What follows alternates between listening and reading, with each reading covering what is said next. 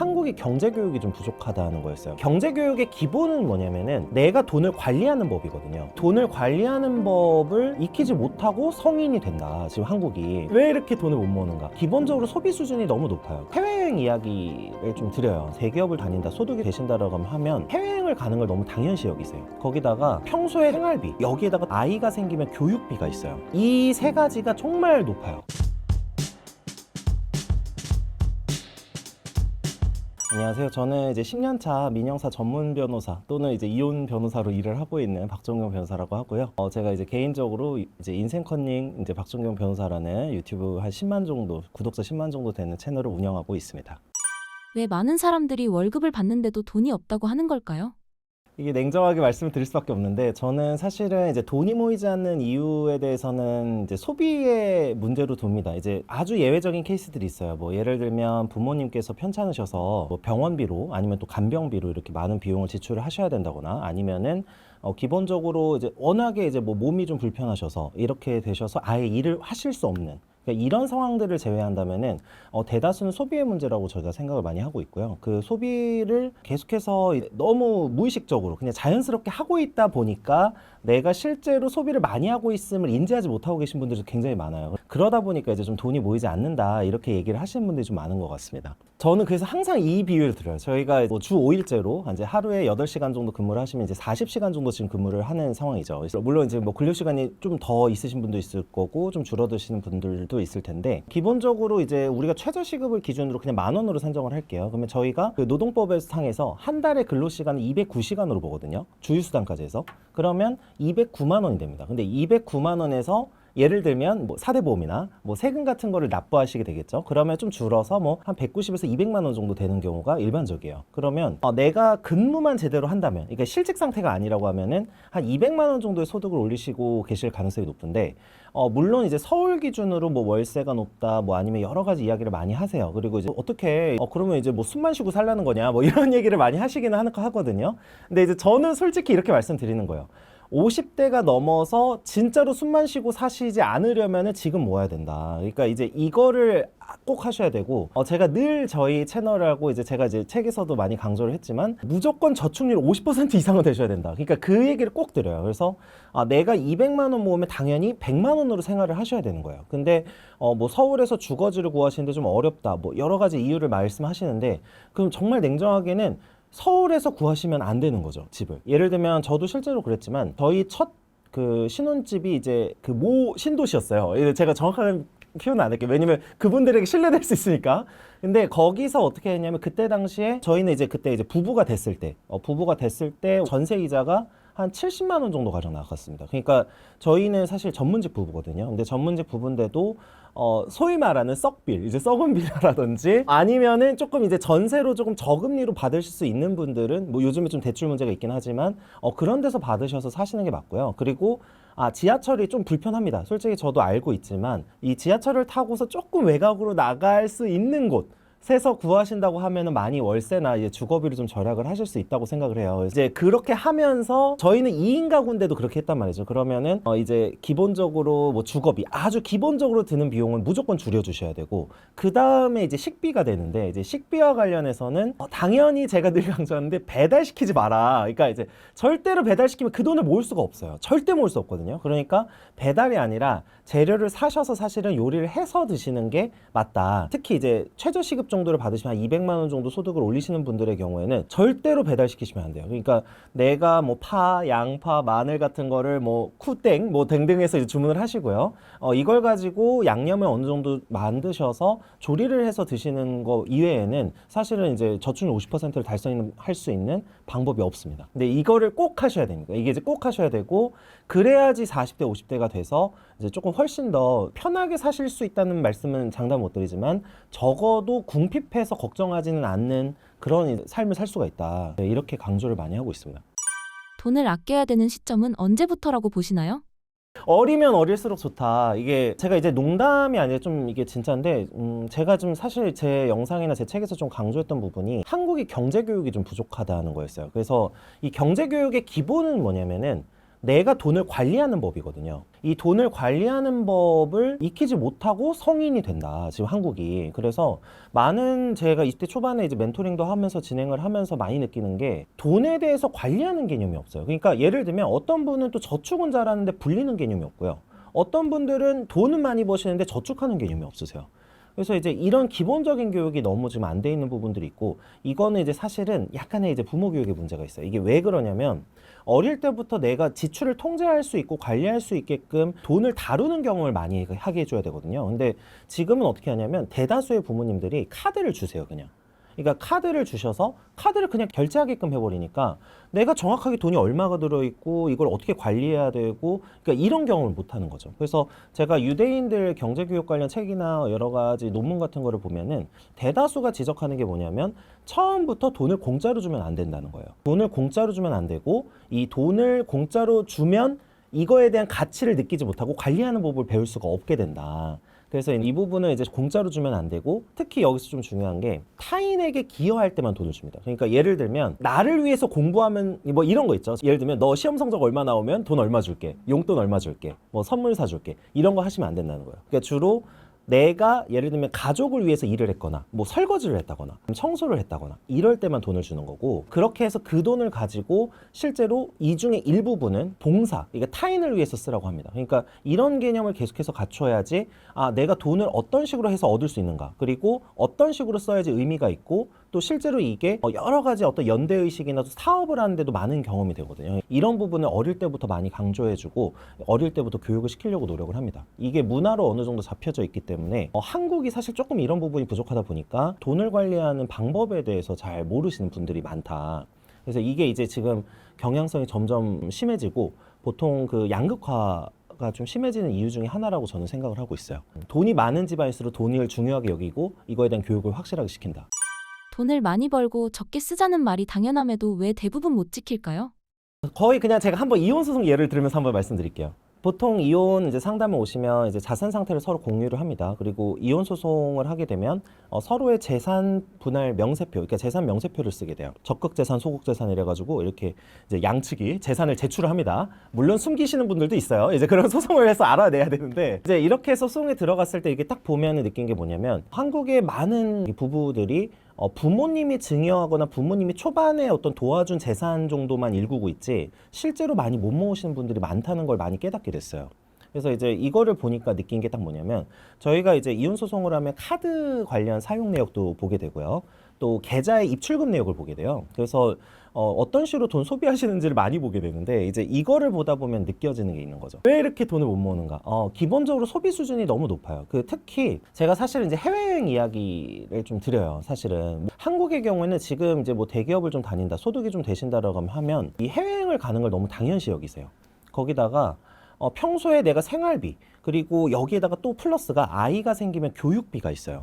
그러니까 이 세 가지가 정말 높아요. 교육비 같은 경우에는 또 신도시 이제 한 부부를 예를 들면요, 이제 아이 영어 유치원을 보내고 이러면서 기본적으로 소득을 많이 씁니다. 그래서 예를 들어서 제가 이거 실제로 조금 비슷하게 했던 케이스인데, 월 1,000만 원 정도 소득이 있으세요. 근데 거의 생활비와 교육비가 700만 원이 나가요. 매벌이 부부고요. 그래서 이제 아이가 2명인데 이제 중학교 1학년, 초등학교 6학년, 뭐 연년생이었고. 그래서 이렇게 되면은 사실은 절대 돈을 모을 수가 없어요. 이 300은 그냥 약간의 이벤트만 발생해도 금방 나가는 돈이에요. 그래서 1,000만 원을 버는데도 사실은 그렇게 못 모으는 분들도 상당히 많다는 거. 그러니까 이거는 너무 뻔한 거예요. 제가 그래서 한번 여쭤봤어요. 항상 여쭤봐요. 아이가 공부 잘하나요? 못해요. 근데 왜 시키시느냐? 주변의 가족들이 다 시키고 있다. 다 이 학원을 보내고 있고 다 이런 교육을 하고 있다. 이거예요. 그러니까 아이의 적성에 맞고 아이의 어떤 이런 특질이나 자질에 맞게끔 교육을 시키시는 게 아니라 옆에 있던 어떤 가족, 옆에 있던 부부가 이 교육을 시킨다. 그리고 우리 아이가 학교 다니는데 소위 말하면 꿀리면 안 된다. 이런 마인드가 굉장히 크고요. 이건 이제 아이가 있을 때고, 20대, 30대에 파산하시는 분들이나 20대, 30대에 좀 어려우신 분들의 경우에는 대체적으로는 뭐 유흥이죠. 그래서 유흥이 단순히 어떤 무슨 술 먹는다 이것뿐만 아니라 기본적으로 여가에 쓰는 돈이 상당히 많으시고요. 그리고 아까 말씀드렸다시피 이제 고정비가 많아요. 고정비 중에 대표적인 게 보험료고요. 보험료, 그다음에 주거비입니다. 근데 주거비 같은 경우에는 내가 돈을 사실 못 버는 상황이면 주거비를 떨어뜨리고 주거의 질을 떨어뜨릴 수밖에 없어요. 근데 이거를 이제 애써 외면하시는 거예요. 그러니까 내 소득에 맞지 않는 주거를 하고 계세요. 그래서 이런 경우 굉장히 많고, 그 다음에 아까 말씀드린 이제 주거뿐만 아니라 이제 기본적인 생활비들, 식비도 아까 계속해서 많이 들고요. 그리고 제가 그냥 단적으로 예를 하나 들어볼게요. 자, 지하철역에서 내렸어요. 뭐 차를 끌고 다니실 수도 있고 대중교통 이용하실 수도 있는데, 제가 보통 통장에 돈이 없으신 분들을 보면은 가장 많이 나오는 게 택시를 자주 쓰신다는 겁니다.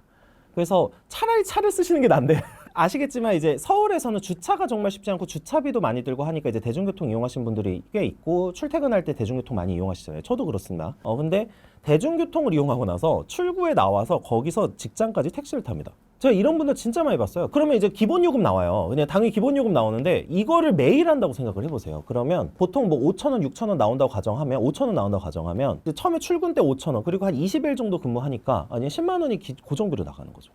거기다가 대중교통비까지. 그러니까 이제 이런 경우들이 굉장히 많고, 그래서 굉장히 자신이 인식하지 못하지만 짜잘짜잘하게 나가는 소비가 굉장히 많고, 특히 보험료와 관련해서도 하나 말씀드리고 싶은 게, 한국이 제가 봤을 때는 보통 많은 분들이 과잉보험이에요. 과잉보험. 그러니까 내가 예를 들면 필요한 거, 실비 뭐 아니면 이렇게 딱딱 이렇게만 하시는 분들도 분명히 있어요. 그런 분들은 되게 잘 하시는 분들인데, 소득에 비해서 보험료 지출이 많으신 분들도 상당히 많아요.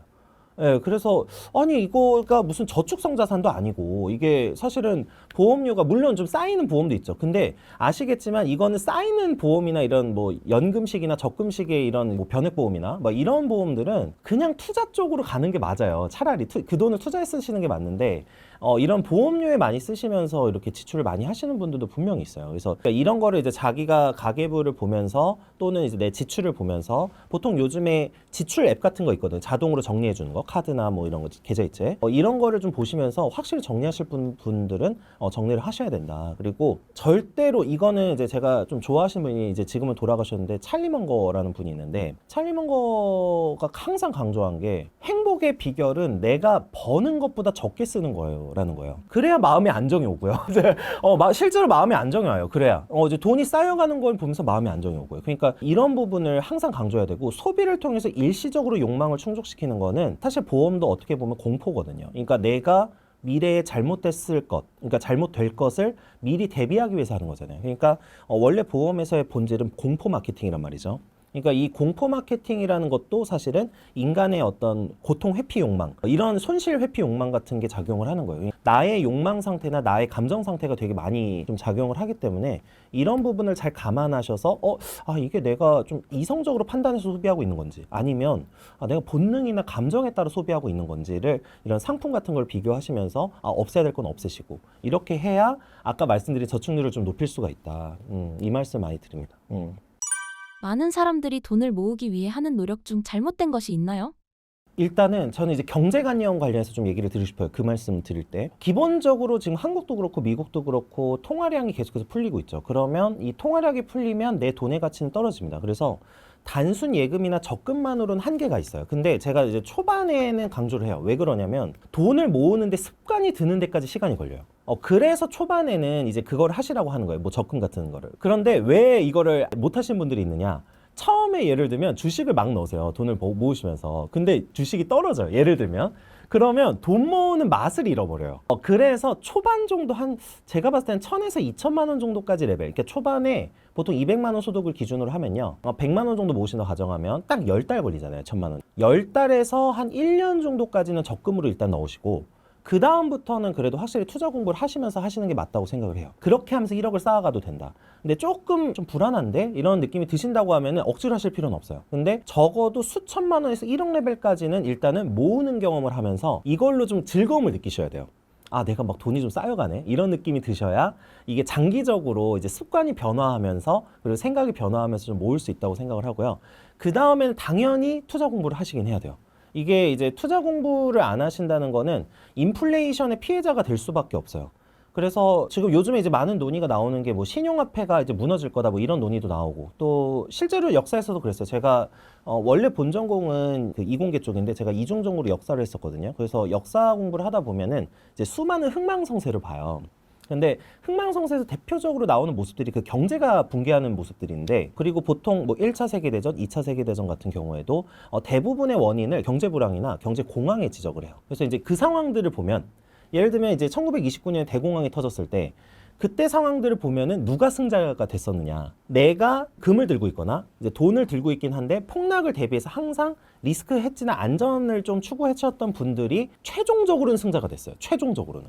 근데 이제 예를 들면 초반엔 투자를 하면서 하더라도 조금 그 포트폴리오 비중을 좀 조정하실 필요는 있을 것 같아요. 그러니까 너무 공격적 자산에 모든 거를 넣는다. 이렇게 되면은 조금 위험할 수가 있고, 이거는 왜 생기는 건지를 또 말씀드릴게요. 왜 생기느냐. 부자를 빨리 되고 싶어서 그래요, 부자가. 그러니까 제가 저희 아는 이제 저희 주변 지인분들하고 제일 많이 하는 얘기가 성공을 20대, 30대 때 하는 게 정상인가라는 얘기를 해요. 실제로 제가 그 좋아하는 책 중에 일근육이라는 이제 일본 저자의 책이 있는데 지금 절판됐는데요. 그 책에서 하는 얘기가 일근육을 쌓는데 20대, 30대를 써야 된다는 거예요. 왜 그러느냐면 실제 진정한 성공이나 제대로 된 성공은 원래 대부분의 사람이 40대 때나 가능하다는 거예요. 근데 지금 SNS의 시대에 접어들다 보니까 20대, 30대 너무 빠른 성공을 추구하다 보니까 이제 공격적 투자를 하게 돼요. 물론 저도 뭐 비트코인이나 여러 가지 어떤 이런 거를 투자 안 하는 건 아니에요. 이제 조금 배분을 해서 하지만 너무 서둘러서 부자가 되려고 한다거나 서둘러서 성공을 하려고 하면은 이제 그런 좀 공격적인 투자를 하게 돼 있고요. 이 공격적인 투자가 어떤 분들은 분명히 성공을 하세요. 사실 굉장히 이제 투자적인 재능이 있으시거나 좀 통찰이 있으시거나 이런 분들은 성공을 하시지만 대다수가 아시잖아요. 이 주식이나 어떤 공격적 투자는 상당수가 실패해요. 객관적인 통계상으로 보면. 그러니까 이 부분을 좀 고려하시면서 어느 정도의 현금 비중을 조금 두시면서 하셔도 좋고, 아니면 좀 안전자산도 조금 하시면서 투자 경험을 계속해서 쌓아 나가시는 게 좋다. 그리고 인생의 승부처나 성공의 가도를 20대, 30대를 기준으로 놓고 보시지 마셔라. 저도 30대이긴 하지만 40대, 50대 때 천천히 성공한다고 해서 뭐가 잘못된 게 아니라는 거죠. 그러니까 이거에 대한 생각을 지금 현재 20대, 30대는 많이 할 필요가 있다. 그 부분을 항상 강조해서 말씀드려요. 네. 돈을 잘 모으는 사람은 어떤 공통점을 가지고 있나요? 일단 모으는 사람부터 말씀드리면은 자기 객관화가 잘 되시는 분들하고요. 그다음 이제 두 번째는 내가 하고 있는 욕망 자체가 타인과 상관없는 것들을 좋아하시는 분들이요. 그러니까 예를 들면 그냥 제가 이거 예를 들게 맛집 탐방을 가신다. 자, 그러면은 맛집 탐방을 내가 정말 맛있는 음식을 정말 먹고 싶어서 가시는 분들도 있고, 어떤 분들은 사실 SNS에 올리려고 하시는 분들도 분명히 있어요. 솔직히. 자, 이 두 가지 중에서는 첫 번째 유형이 돈을 잘 모을 가능성이 높은 거죠. 그러니까 내가 그냥 요것만 해서 딱 만족하고 타인을 별로 신경 쓰지 않는 스타일들이 돈을 훨씬 잘 모을 가능성이 높습니다. 그래서 이제 대체적으로 돈을 잘 모으는 것도 타인을 약간 너무 의식을 한다거나 타인에게 잘 보이려고 너무 많은 노력을 하시는 분들의 경우에는 좀 돈을 모으기가 어렵다. 객관적으로 봤을 때. 그래서 그 돈을 이제 잘 모으시려고 한다고 하면은 항상 생각하셔야 되는 게 남에게 잘 보이는 게 중요하냐, 내 이 실제 인생이 중요하냐를 한번 생각을 해보시면 좋을 것 같아요. 그리고 내가 당장 남에게 잘 보인다고 해서 그 사람이 내 친구가 되는 것도 아니고요. 그리고 그 사람이 나한테 뭔가 잘해주는 것도 아닙니다. 그리고 그 사람은 나의 삶에 솔직히 관심이 없습니다. 그러니까 정말로 내 삶이 잘 되기를 바라신다고 하면은 저축이나 이런 부분에 신경을 쓰시는 게 맞지, 지금 당장 내 친구가 뭐 옆에 백 하나 빼고 왔다고 나도 그걸 사야 된다 이렇게 가면은 오히려 내 인생이 망가지는 거죠. 그러니까 이제 그런 부분으로 생각을 하면 되고, 남자분들도 차나 이런 거 항상 이제 문제가 되는데 어쨌든 비슷한 관점에서 생각을 하시면 내 인생이 중요하다, 이게 제일 중요하다고 생각하고요. 돈을 잘 버시는 분들의 공통점은 끊임없는 성장 욕구예요. 그래서 내가 이제 어떤 행동을 해서 사업을 해서 뭐 어떤 성공을 했다. 그러면 보통은 제가 봤을 때는 그걸로 만족하시는 분들 거의 못 봤어요. 그러니까 어떤 행동을 했고 성공을 했습니다. 그러면 여기서 끝나는 게 아니에요. 더 해요. 새로운 걸. 그래서 항상 이제 내가 뭘 해야 될까, 뭐 일에 이제 어떤 식으로 접목을 해야 될까, 이런 거를 고민하시는 분들이 대체적으로 성공 확률이 높았고요. 이거는 이제 단순히 직장인이든 사업가든 마찬가지였어요. 예를 들면 직장인 분들이 커리어적으로 계속해서 올라간다. 뭐 재테크도 마찬가지입니다. 그러니까 어떤 것이든 어떤 분야에 내가 잘하고 싶다.